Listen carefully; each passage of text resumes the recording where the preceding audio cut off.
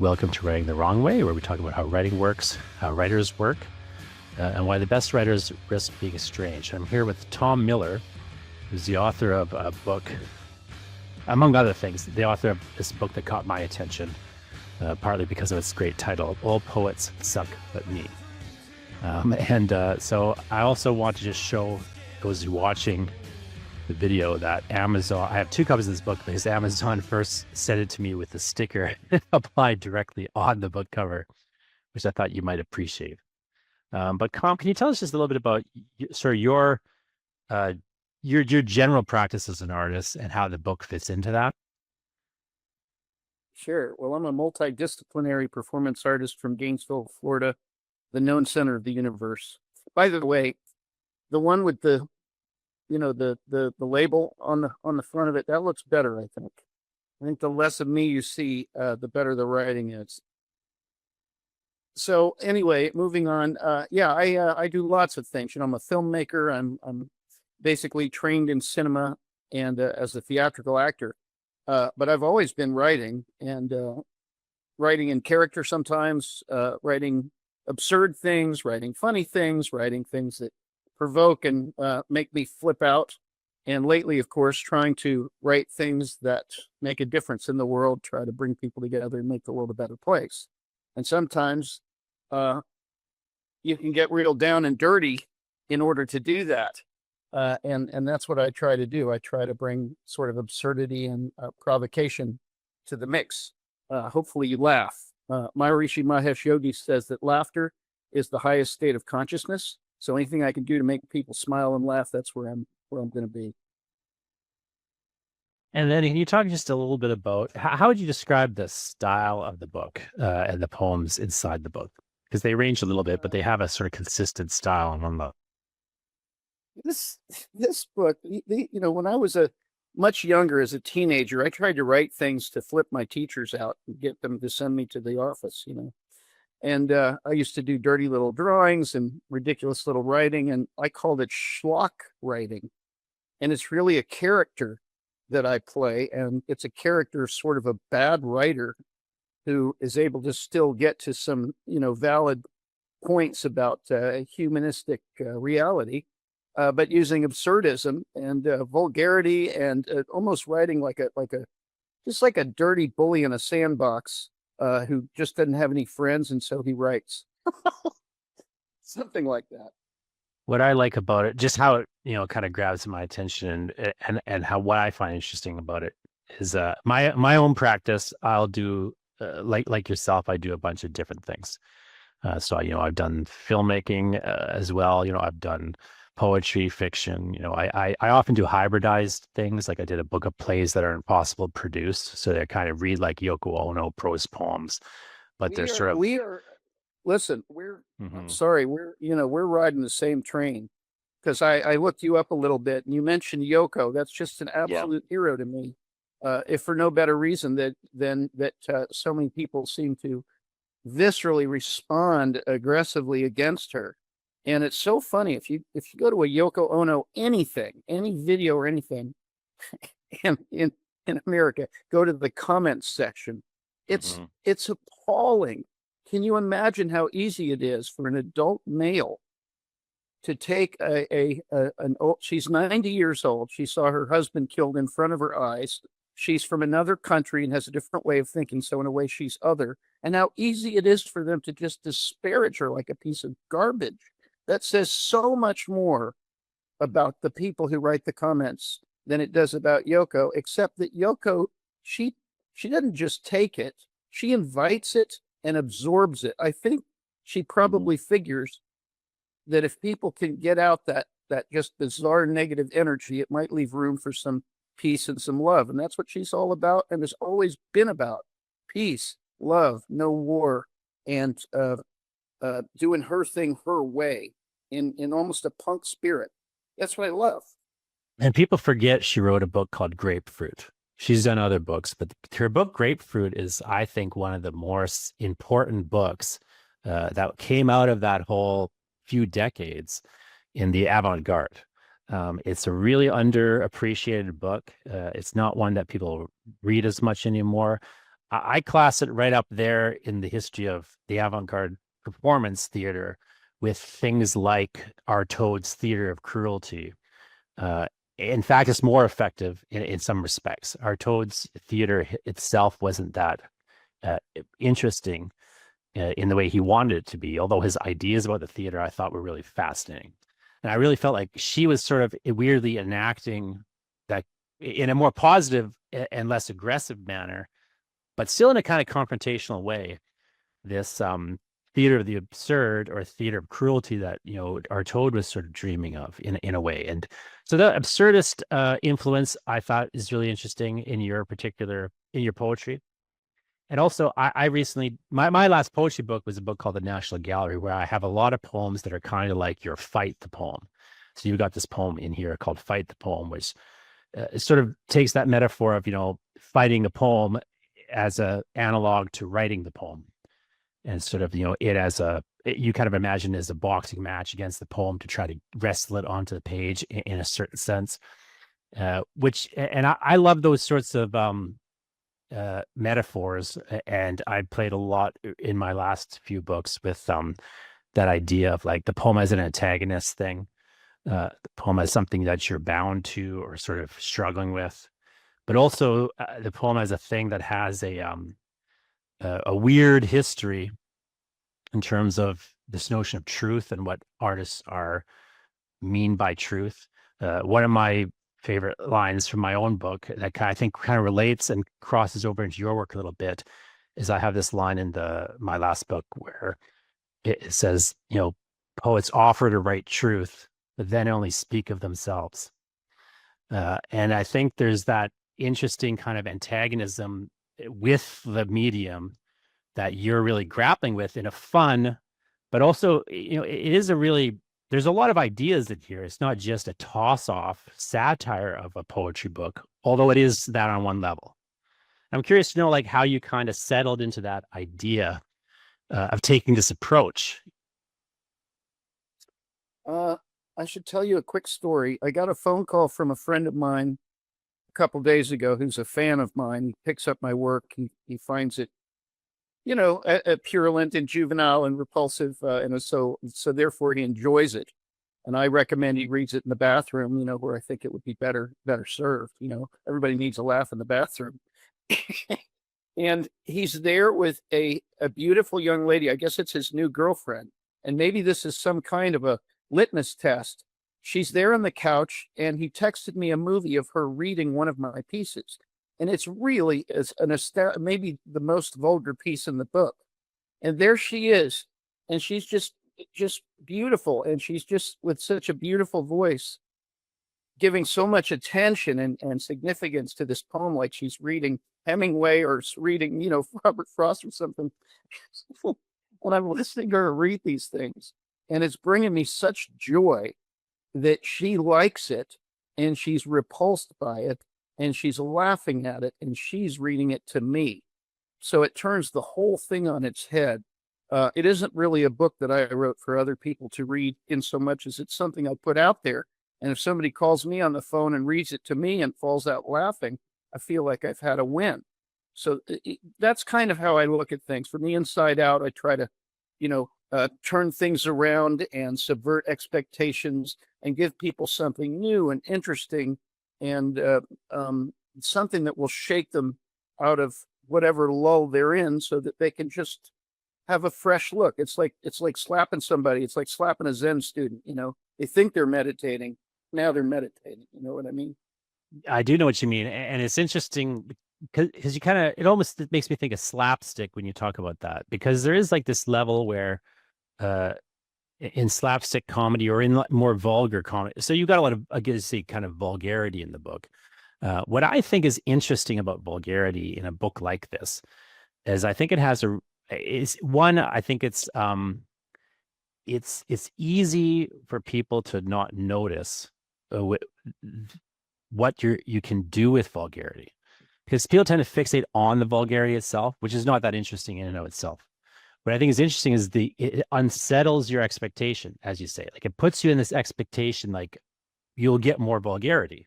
And once you veer away from vulgarity, in the side of the poem, like after setting it up, and you say something sincere, or you say something that has some, better, greater depth to it.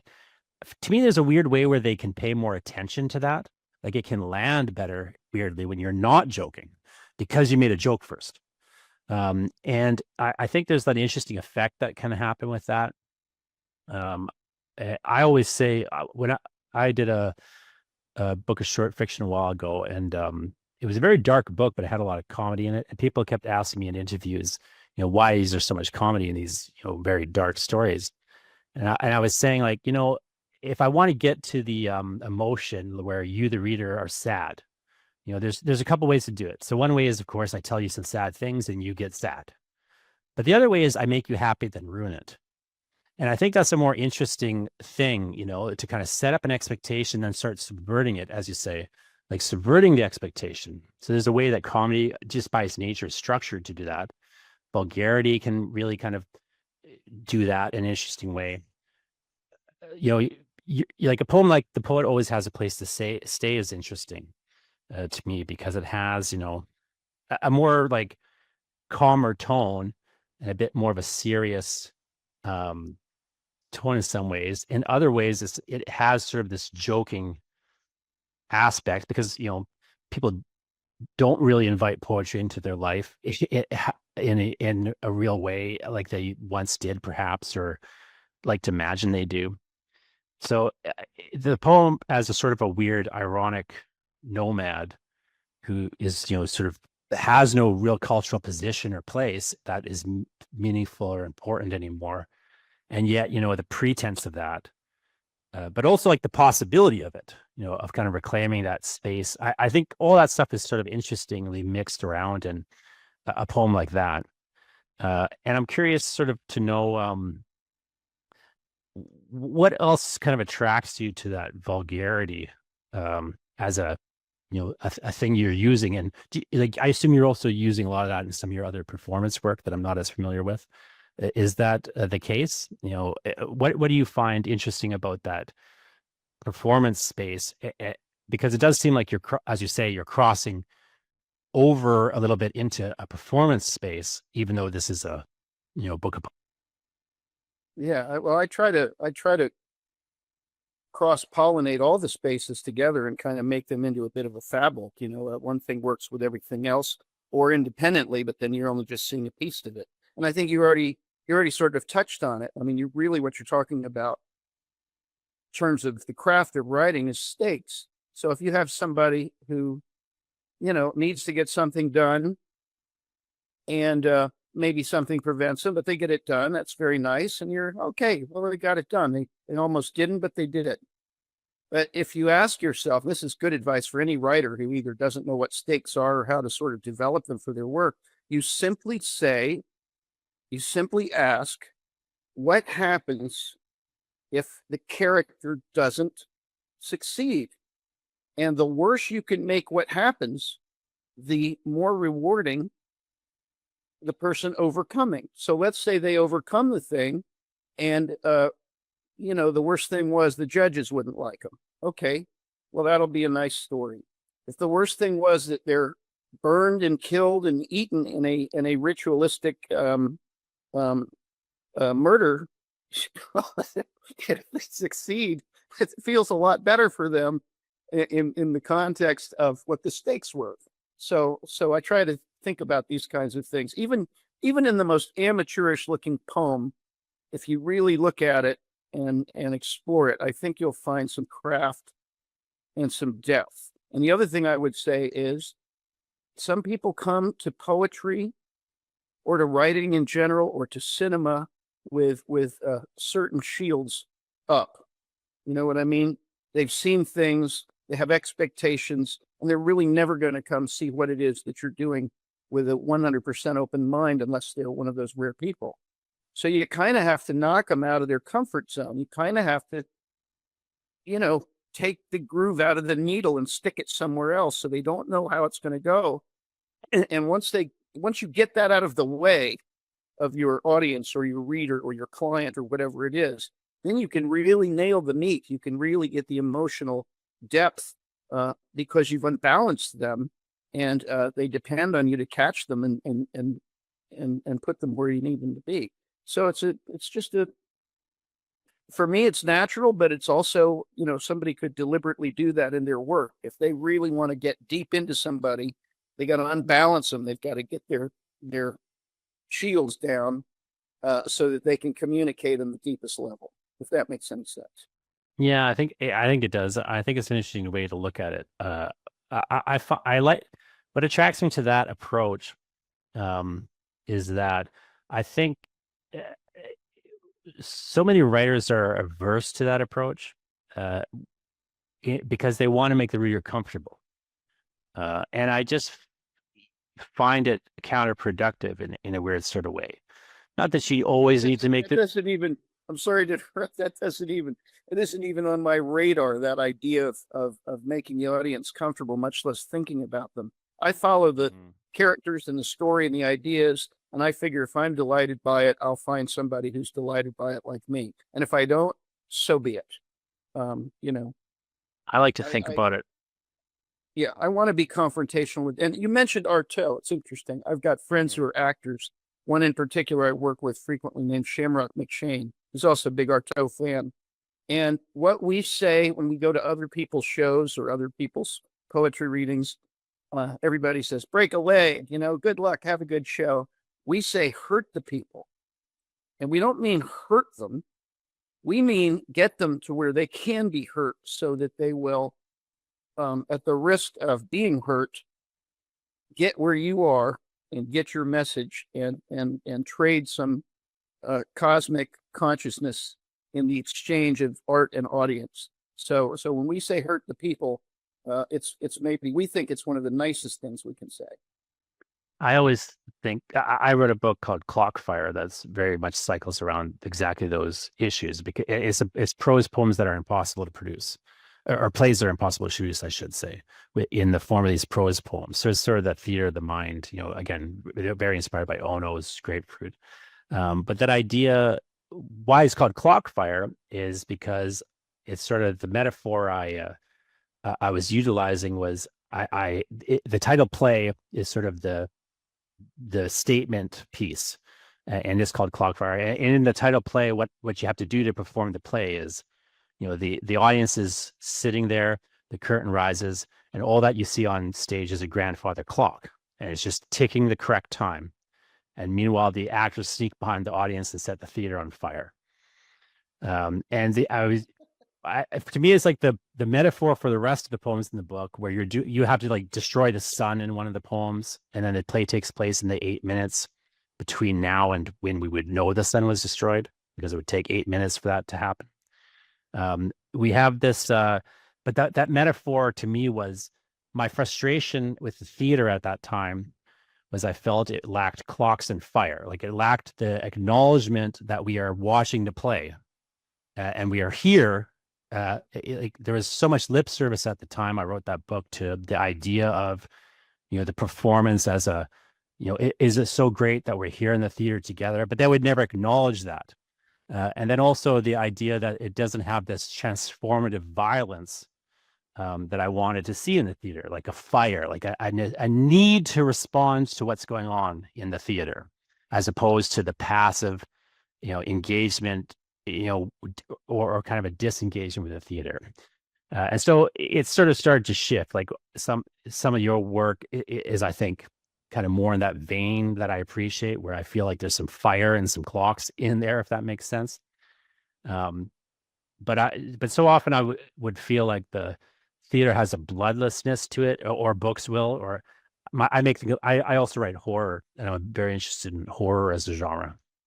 And I always complain that my complaint about horror is so much of it is told in a straightforward manner.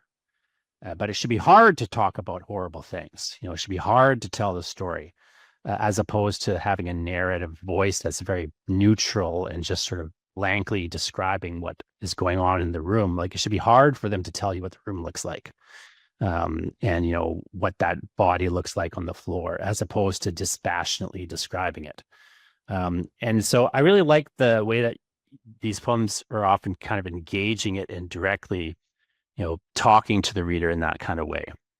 Um, uh, but it also has some interesting like cultural things. I'm curious to know. So you have this one poem that ends with America carved my smooth rock into a coarse headstone reading, "Here lies the body of an artist. What he did, we do not know," which I love as an ending to the poem. But also just that idea of like, it really kind of starts to connect and plug into, I think, ideas that I'm really interested in, which is like, what role does art have in this culture? Like, what do we use it for? What does maybe it use us for? What are we going to do with it, particularly in the face of other things that threaten it or threaten us? And so I'm just curious to know what you think, sort of about the job of the artist in a certain sense these days.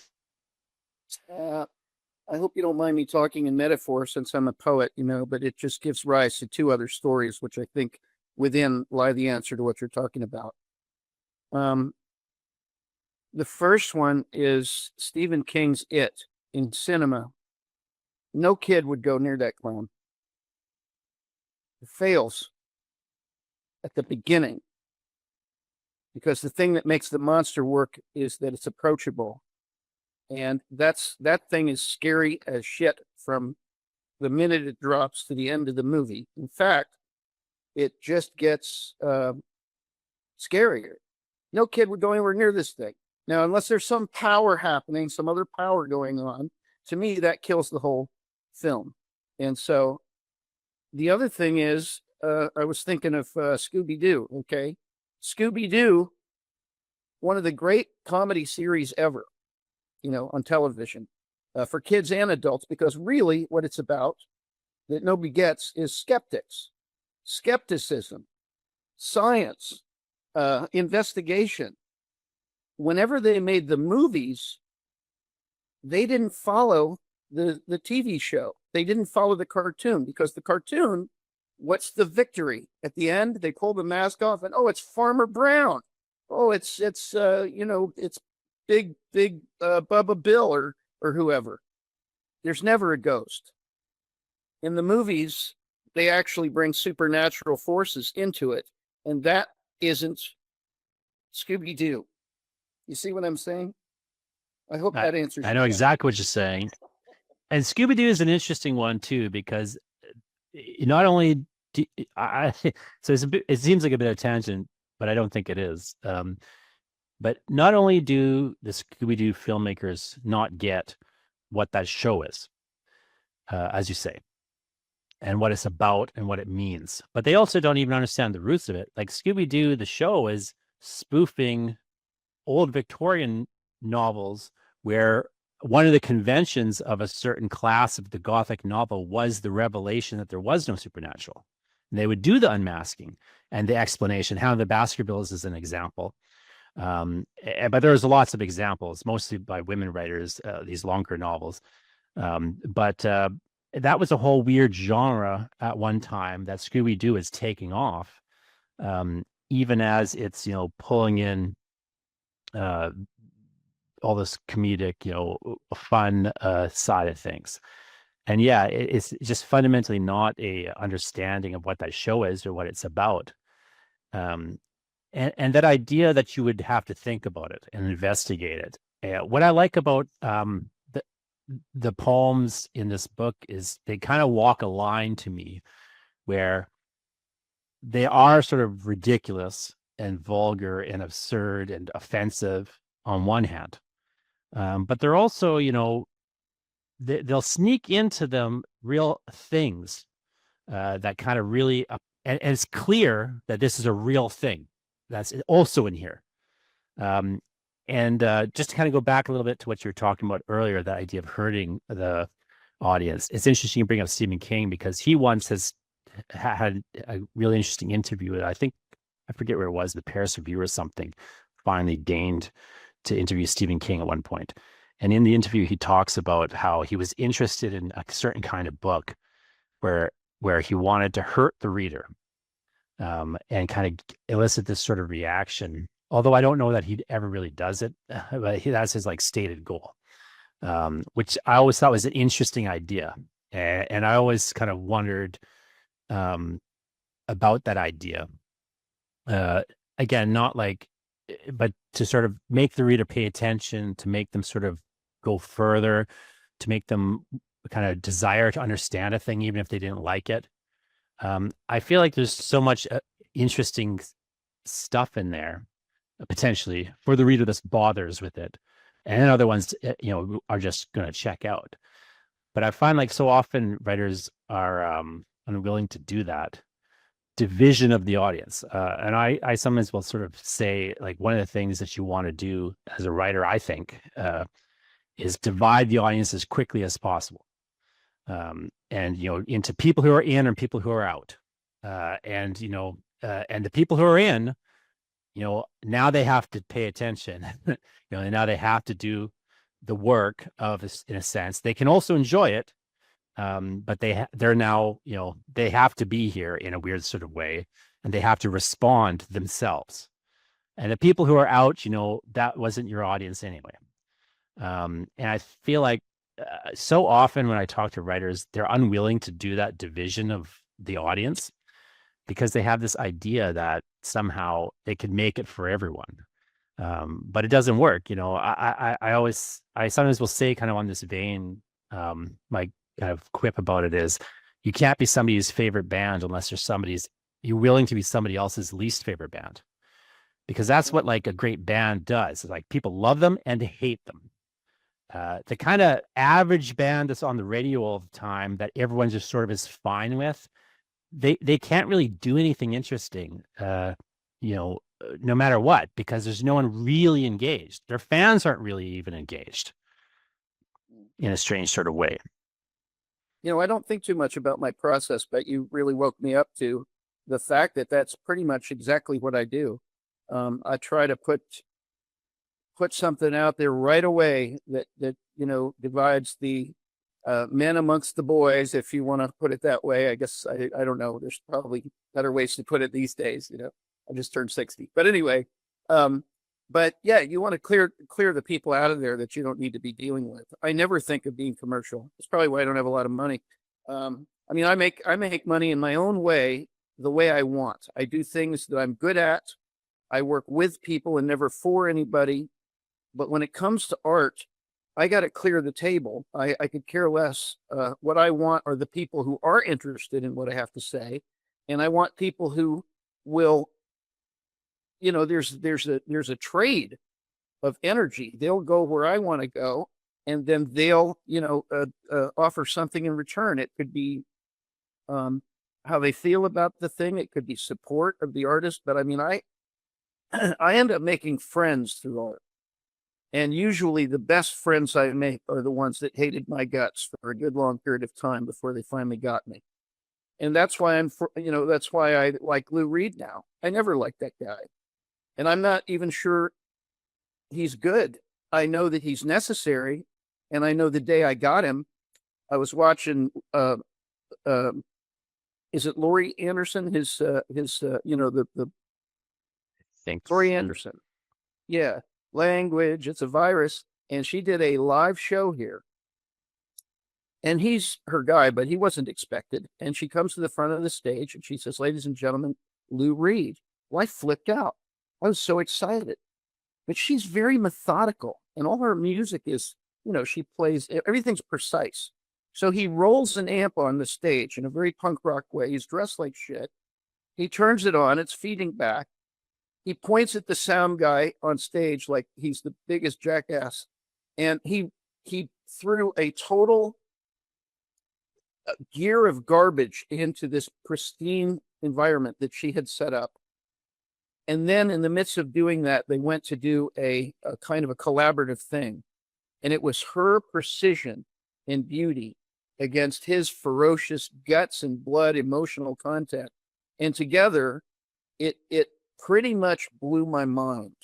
It took me somewhere emotional, beyond notes, beyond lyrics, to just a visceral experience on every level. And that's when I got Lou Reed, and I realized that that guy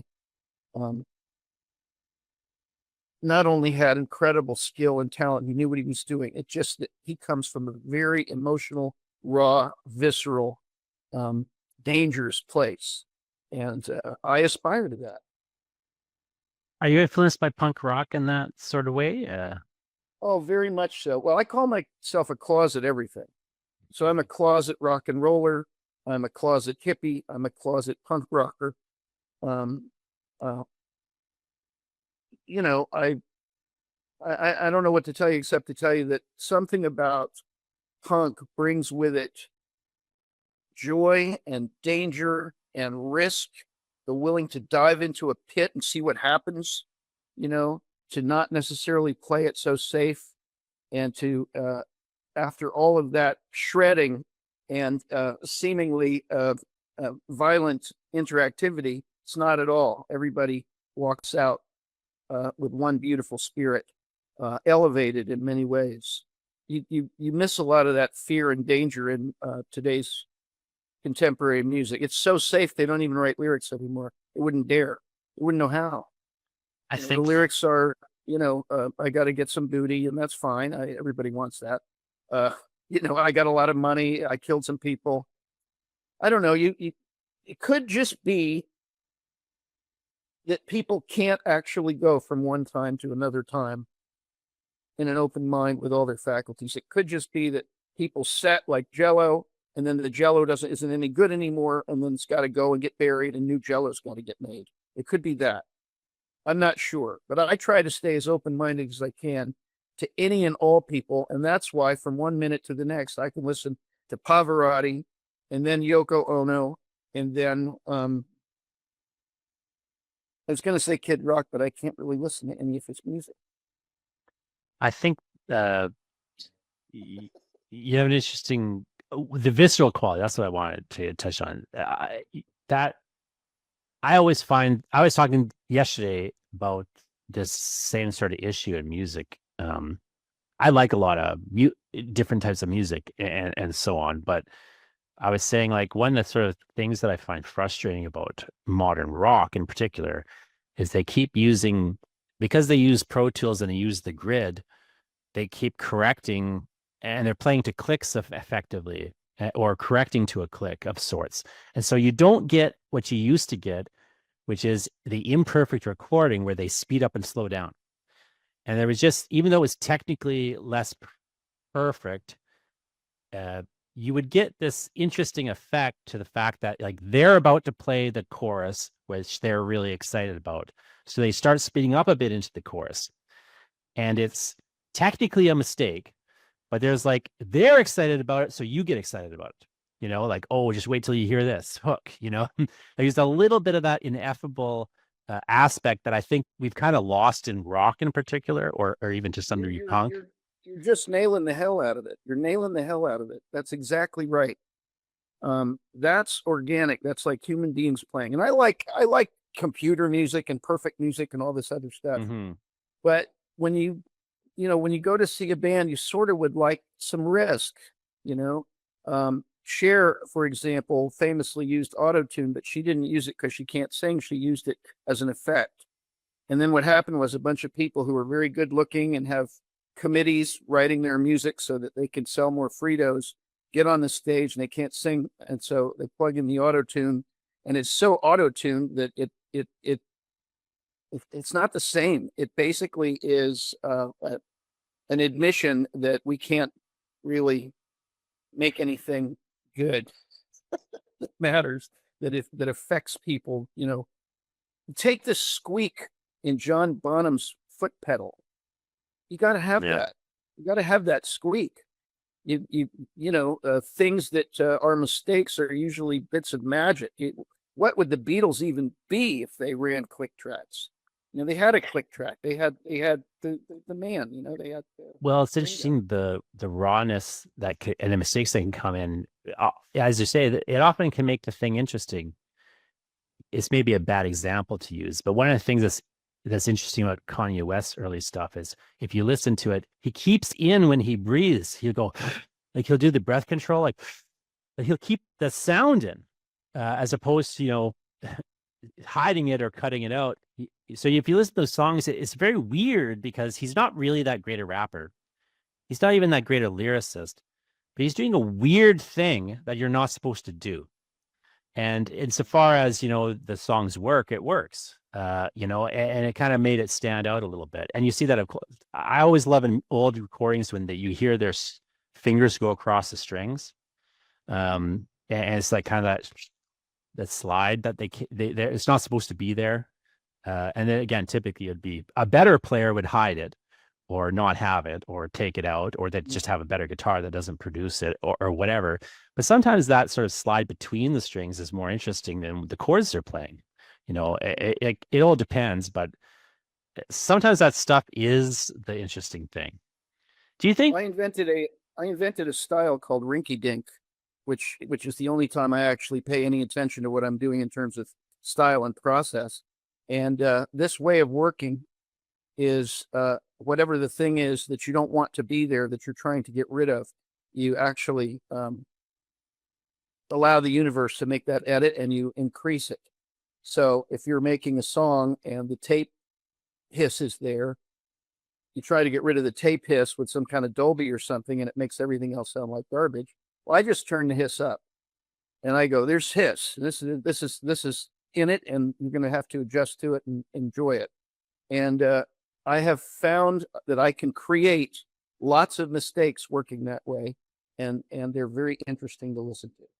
Brian Eno once said something similar to that, that every medium that has, some problems and flaws, and you're spending all this time trying to get rid of those problems and flaws.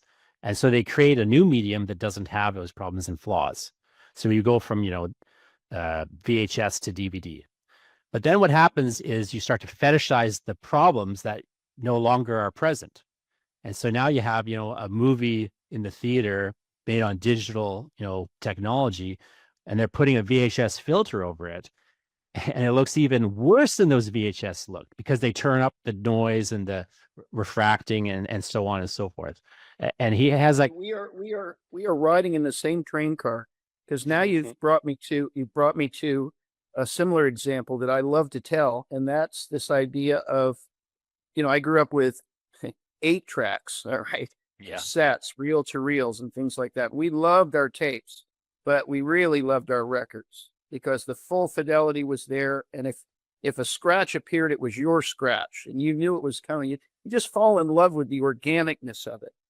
So then CDs come, and the first thing that happens is they worry the powers that be that are making money that if I can give you a copy of Led Zeppelin 3 that sonically is no different, if you copied a cassette to a cassette, it would be much lower in quality. You'd kind of have it that you'd eventually want to go buy one. If I could give you the exact same quality as the best, well, they thought we're going to lose our everything. And what happened was, fast forward to today, vinyl is outselling its own record of sales in its heyday. There's more vinyl being sold now than ever before because of CDs, and nobody wants CDs anymore. Now, here's the rub. You would get and press from the magnetic tape a mother vinyl, and that's what you would press the things off of. The vinyl that a lot of people are buying today, not all of it is from the mother. A lot of the vinyl that they're buying is made from the digital. So the vinyl has the look and the feel of the art, but really it's not even digital. It's an analog copy of digital, which is so far away from what original vinyl from the original mother is that it's a big, that many people are fools. Let's put it that way. People who really don't know quite what they're dealing with. And frankly, some of them just don't care. They're like, I have a record, I'm going to play it. It sounds good enough to me. And as you know, dealing with music, if you have an MP3, you listen to it and the file's only this big, and the same song as a WAV file has this much information. But, who's the wiser? You're having a drink in a bar, you can't tell the difference. So, yeah, but there's an inevitable. That means I need to write a new poem, is what that means. That's what that is. In this sort of a vein of creative risks and mistakes and so on, And as we kind of start to wind up a little bit here, why do you think more people don't take these sorts of creative risks of trying, of risking to offend the reader, for example, as you clearly are risking? Yeah, because they want to be loved and they're trying to make money. It's that simple. I think it is that simple in a weird sort of way, because the capitalist impulse of trying to make money comes into it, and so often it's when I talk to people and I ask them like, why aren't you saying Coke instead of cola? It'll be an answer like, well, what if they like Pepsi? What if the reader likes Pepsi? But nobody drinks cola; they drink Coke or Pepsi, And so you start to lose everybody as you try to gain everybody. But the motivation, I think, under fundamentally, because they'll say things like, well, I want to appeal to everyone. I want to make it more marketable. I want to do whatever. It's like you get into a weird, ironic space where it's less marketable, ironically, because it can't be described. It's just so blasé. But then also, now you're writing like everybody else. And so what's the difference between you and another person? It becomes even like you don't have a style anymore, because you're not willing to risk having a style. And maybe you can end up like I have with a style that maybe isn't going to make you any real money, but at least there's a style there, and I can float around and change my style if I like. Just like you can inhabit a performance character here or inhabit a kind of character for this book. And, the next book, you don't have to have the same character. You could have a different project specific thing, or you could continue in that vein. But at least there's like a thing that you're doing. So many people, I think, or they're afraid to risk doing a thing because they're afraid, that somehow somebody won't like that thing, as if that had anything to do with anything. Well, fear is at the center of what you're talking about. And imagine if you have two things working inside of you, especially if you're an artist and you want to be successful and you want to be loved. You have a fear of success and you have a fear of failure working at the same time. But these fears are nowhere near the work. You see what I'm saying? You have to just do the work. The minute you start getting your expectations involved, there's a very good chance that the work will suffer and that you won't be loved, you won't make any money, and that all the fear will just be a big, ugly, dark cloud that you sort of become the begging, sad, drinking, messed up, romanticized artist that gets thrown into the pauper's grave and ends up being Chopin. Except that 99.9% out of 100 aren't going to be Chopin. So overcoming the fear, simple. Just do the work and let the work take you where it will. But if you focus on the ideas and you focus on the work and you make sure that you're being true to yourself, you're getting your authentic self out there and you're getting what you need to get done, the other things will take care of themselves. If it's to be that you make a bunch of money and you go eat in Michelin star restaurants for the rest of your life, fine. Maybe you only make one thing and that's what happens. Or maybe you make things all of your life and you're one of 100 million people that live in a basement, never get discovered, and you just sort of die. Okay, the work lives on, for better or for worse. I'm all about the work. I could give a shit about the rest of it. And that's just the way I am. So, yeah, I think that's the right attitude. I think it's the right attitude to have. And I often will say to people along those same lines, what you have to focus on as a writer is not getting caught up in other things. You have to write and not get caught up in other things. Those are really your only two tasks on a certain level.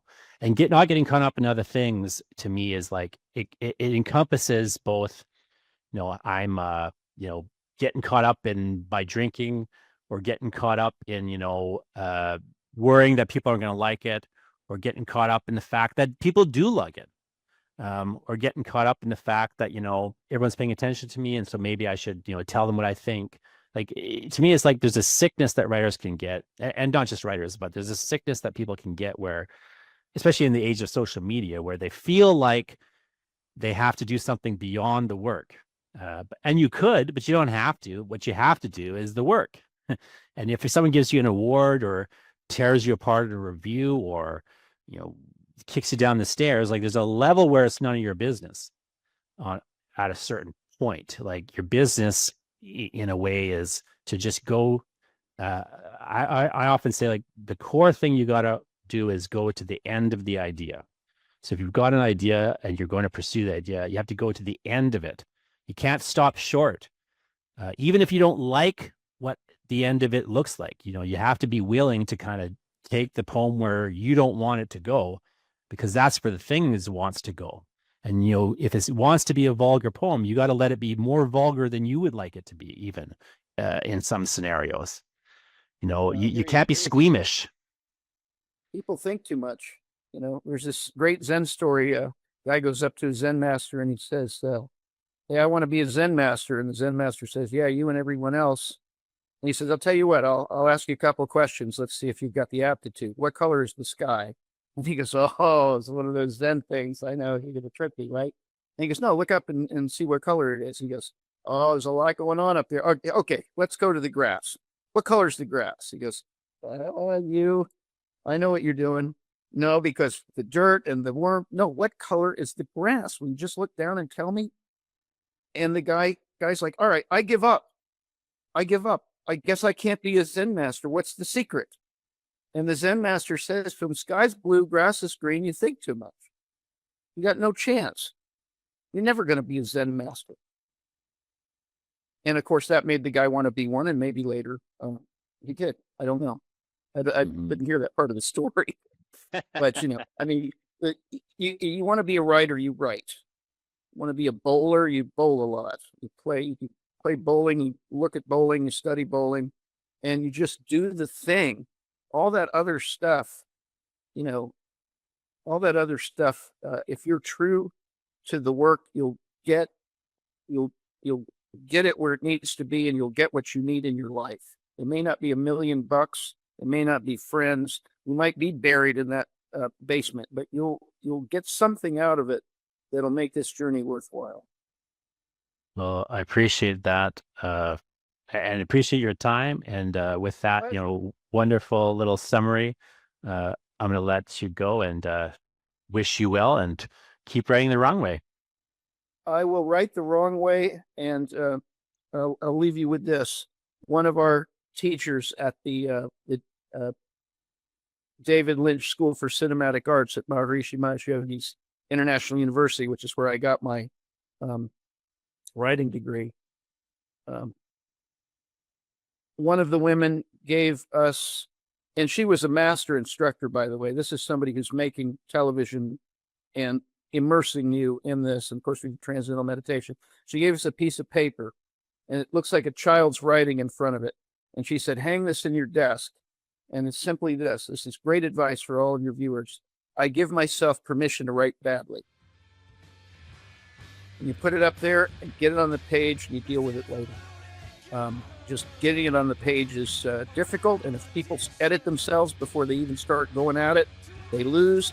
If you give yourself permission to write badly, you'll never lose.